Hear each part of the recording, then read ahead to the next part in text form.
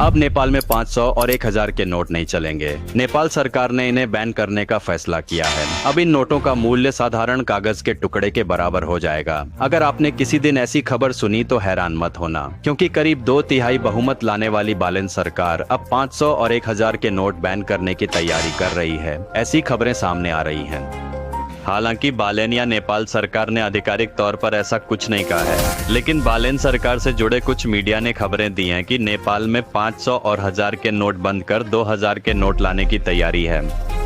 इस खबर के सामने आने के साथ ही कई लोग सकारात्मक प्रतिक्रिया दे रहे हैं, जबकि कुछ लोग सोच रहे हैं कि अपने पास मौजूद नोटों का अब क्या करें, मैं तो अब बर्बाद हो जाऊंगा जैसी टिप्पणियां भी कर रहे हैं। यदि आपने कानूनी रूप से पैसा कमाया है और उस पैसे का आय स्रोत दिखा सकते हैं तो आप बिल्कुल भी चिंता न करें, आपके वे नोट सरकार बदलेगी, आपकी मेहनत का पैसा खोएगा नहीं। चिंता तो उन लोगों को है जिन्होंने अवैध रूप से कमाया पैसा घर में रखा है। भ्रष्टाचार से जमा किए गए नोट हैं, वे नोट तो कागज बन जाते हैं, क्योंकि उन रकमों को बदलने के लिए आय स्रोत बताना पड़ता है। भ्रष्टाचार या अवैध धंधों से जमा रकमों का आय स्रोत नहीं बता सकते, इसलिए यह काला धन सफेद नहीं हो सकता। इसलिए यह नहीं कहा जा सकता कि सरकार यह बदलाव नहीं लाएगी। यदि आपने मेहनत से पैसा जमा किया है तो आप निश्चिंत रहें, आपकी मेहनत का पैसा नहीं डूबेगा। वैसे तो मेरे पास भी 500 और 1000 के कुछ नोट हैं।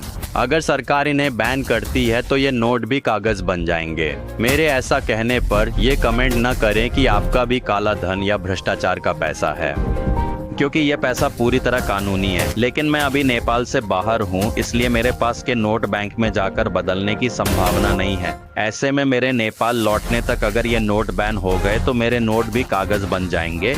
फिर भी मैं इस फैसले से खुश हूँ, क्योंकि इन नोटों के बैन होने से कुछ फायदे हैं पर कुछ नुकसान भी हैं।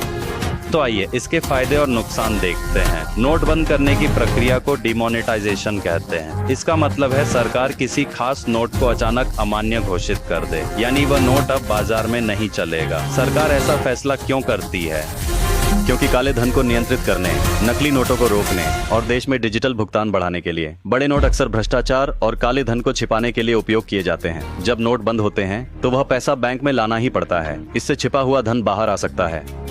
नकली नोट खत्म हो जाते हैं, तुरंत बेकार। इससे देश की अर्थव्यवस्था सुरक्षित रहती है। डिजिटल नेपाल की ओर कैश न होने पर लोग ई सेवा, खलती, QR पेमेंट इस्तेमाल करने लगते हैं। देश कैशलेस इकोनॉमी की ओर बढ़ने लगता है।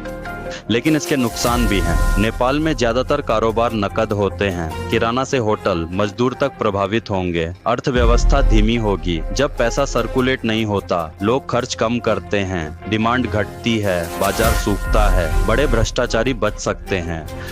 सच तो यह है कि बड़े भ्रष्टाचारी पैसा विदेश में दूसरों के नाम पर रखते हैं, इसलिए सारा काला धन पकड़ा नहीं जाता, पर कुछ पकड़ा जा सकता है।